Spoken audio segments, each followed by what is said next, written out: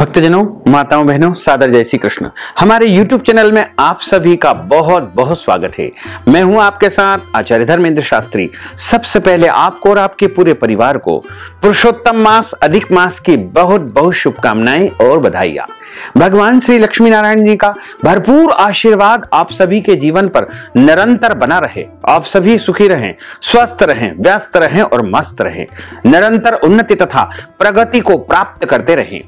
आज हम आपको बताने जा रहे हैं कि इस बार अधिक मास पुरुषोत्तम मास प्रारंभ होने के पहले पहले आपको ये 7 काम अवश्य कर लेना चाहिए, क्योंकि यदि पुरुषोत्तम माह लग गया तो आप ये 7 कार्य बिल्कुल नहीं कर पाएंगे। इसलिए आपको पुरुषोत्तम माह प्रारंभ होने के पहले पहले इन 7 कामों को जरूर कर लेना चाहिए।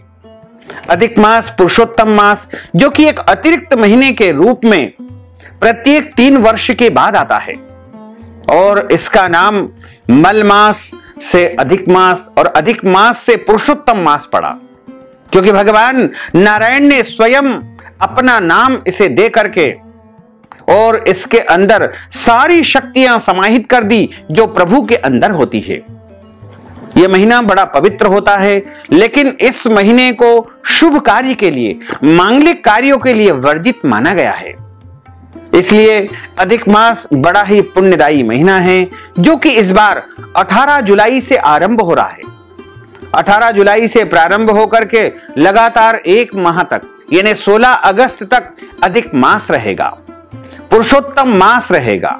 और इस महीने भगवान की भक्ति, जप, तप, पूजा पाठ, आराधना अधिक से अधिक की जाएगी। लेकिन कुछ कार्य ऐसे हैं जो अधिक मास और पुरुषोत्तम मास में गलती से भी आपको नहीं करना चाहिए। जैसे अधिक मास में आपको विवाह संबंधी कोई भी काम बिल्कुल नहीं करना चाहिए। सगाई संबंध करना या विवाह करना या अन्य कोई भी विवाह संबंधी कार्य इस महीने में वर्जित माने जाते हैं।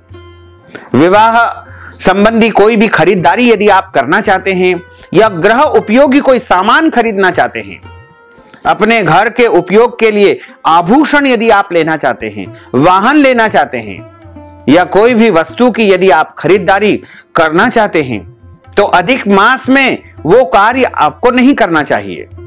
यानी अधिक मास आरंभ होने के पहले पहले आपको खरीदारी संबंधी कार्य कर लेना चाहिए।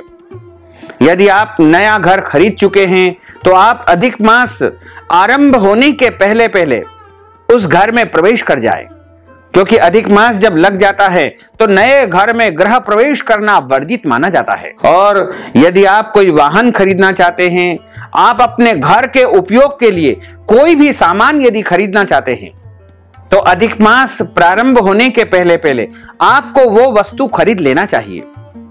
और इसी तरह अधिक मास के दौरान आप जितना हो सके दान पुण्य करें, भगवत भक्ति करें, भगवान का भजन कीर्तन करें, क्योंकि अधिक मास में जितना भी अच्छा कर्म किया जाएगा, पुण्य कर्म किया जाएगा, वो हमारे जीवन के लिए अक्षय पुण्य देने वाला होगा।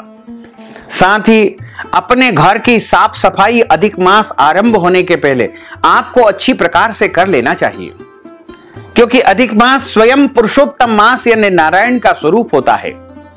और कहा जाता है कि जब अधिक मास आता है उस दौरान नारायण स्वयं पृथ्वी पर आते हैं। ऐसे में हम अपने घर की पूरी तरह से साफ सफाई रखें। जाले यदि हमारे घर में हो चुके हैं तो उनको हम निकाल देवे, और यदि हमारे घर में कूड़ा करकट रद्दी पड़ी हुई है तो उसको भी घर से बाहर निकाल देवे। और घर में यदि गंदगी है, डस्ट है, धूल है, तो उसको भी अच्छी प्रकार से साफ सुफ कर दे। और जो बेडशीट रहती है, चादर रहती है, वो यदि धुली हुई नहीं है तो उनको आप धो करके पुनः बिछाने का कार्य करें।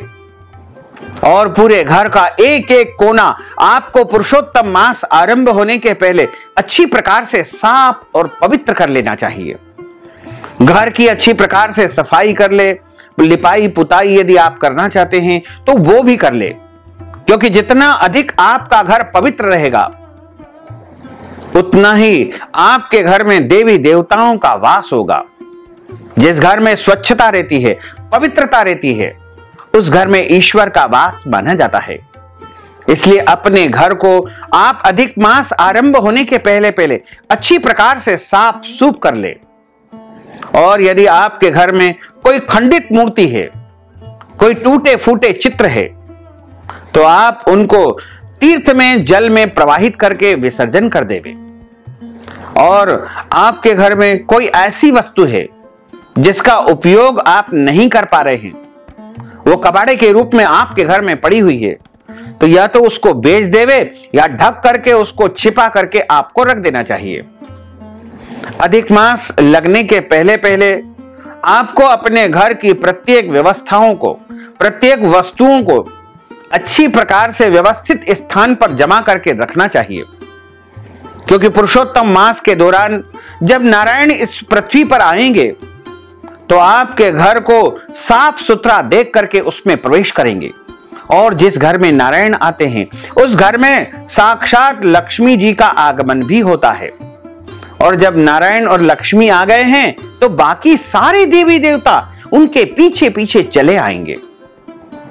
अधिक मास के दौरान आपको अपने घर को स्वच्छ और पवित्र रखना चाहिए। और यदि आपका घर का दरवाजा टूटा है, फूटा है, खंडित है, तो उसको आज ही आपको सुधरा लेना चाहिए, क्योंकि टूटे फूटे दरवाजे वाले घर में भगवान प्रवेश नहीं कर पाते हैं। इसलिए आप अपने घर को टूटा फूटा बिल्कुल ना रखें। और आपके घर के सामने कोई गंदगी पड़ी हुई है तो उसको भी आप अच्छी प्रकार से साफ सुथरा कर लेवे। और अधिक मास के दौरान प्रातःकालीन वेला में सुबह के समय अपने घर के सामने डहरी पर आपको जल छिड़कना है। गंगा जल छिड़क दे, तीर्थ जल छिड़क दे और वहां पर रंगोली बनाए। और घर के मुख्य द्वार के आसपास शुद्ध घी का दीपक आपको सूर्योदय के पहले पहले जलाना चाहिए। ऐसा करेंगे तो आपके घर में भगवान लक्ष्मी नारायण का आगमन होगा और आपके घर में सुख शांति समृद्धि का वास होगा। आपके पूजा घर में यदि विसर्जन करने का कोई सामान रखा हुआ है, जैसे पत्ते, फूल, पुराने कपड़े या चढ़ी हुई वस्तुएं हैं, तो आप उनको भी अधिक मास लगने के पहले पहले वहां से हटा देना चाहिए। साथ ही यदि आपने किसी विद्वान ब्राह्मण के माध्यम से कोई पूजा पाठ करवाई है और अभी तक आपने उनको दक्षिणा नहीं दी है, तो पुरुषोत्तम मास आरंभ होने के पहले उनको आप दक्षिणा अवश्य दे दें। और यदि आप नहीं दे पाते हैं तो वह दक्षिणा अधिक मास, पुरुषोत्तम मास समाप्त होने के बाद कई गुना अधिक आपको देनी पड़ेगी। कई गुना अधिक भार, कई गुना अधिक कर्ज आपके ऊपर उन ब्राह्मण देवता का चढ़ जाएगा।